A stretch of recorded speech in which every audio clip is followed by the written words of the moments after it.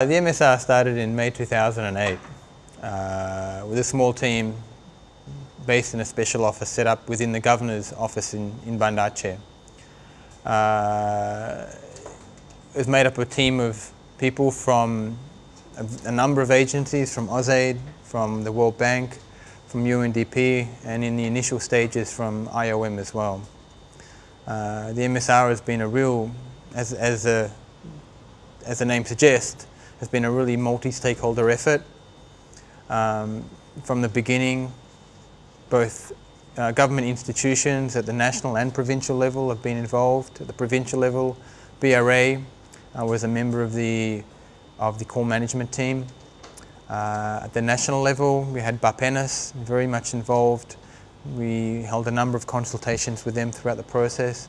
And also Menko Polhukam, the Coordinating Ministry for Politics, Security and Legal Affairs.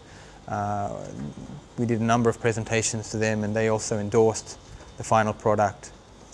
In terms of the donors, we got a lot of support from a wide variety of donors, from AusAid, from USAID Serasi, from the World Bank, from UNDP, from the Embassy of the Netherlands, and also from DFID. So that was the main sponsors for the whole program. Now, throughout the process, we tried to get all these stakeholders involved as much as possible. So we had the core management team, which had representatives of the donors plus representatives from the key government institutions on it.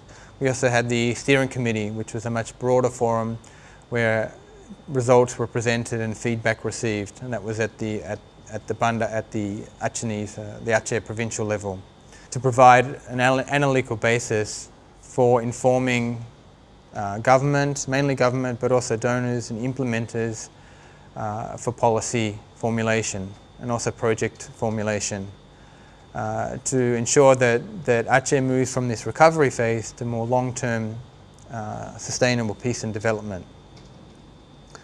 One of the aims was to give a picture of the current state of Aceh, what's been achieved so far, what programs have been implemented, what's worked, what hasn't worked, and then use that information to come up with a number of recommendations, policy recommendations on the direction that the peace process and the longer-term development of Aceh should take.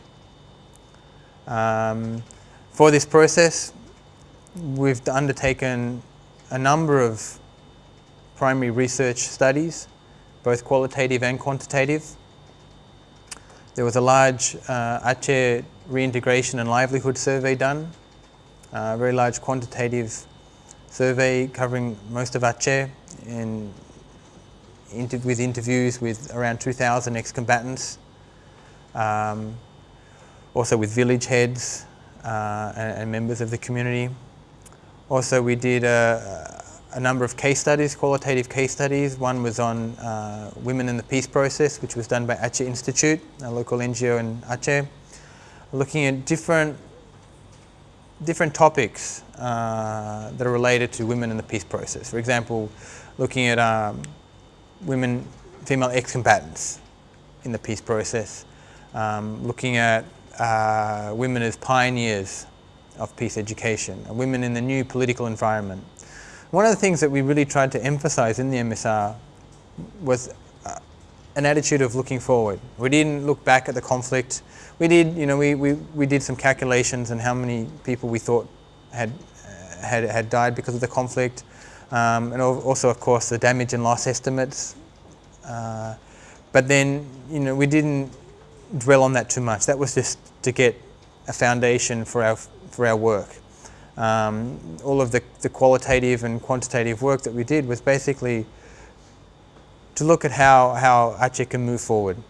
So it was very much a forward-looking perspective, or very much a forward-looking process that we underwent with the MSR. We also did community perceptions of the peace process, a series of case studies looking at political and social issues throughout Aceh. We did qualitative studies on leaders' perceptions of the peace process.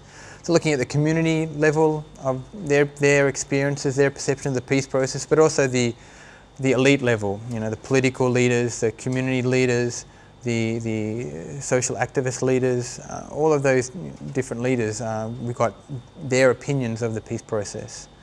So, and in the end, we gathered all that information together with a lot of secondary sources, a lot of work that UNDP, the World Bank, the government had done already.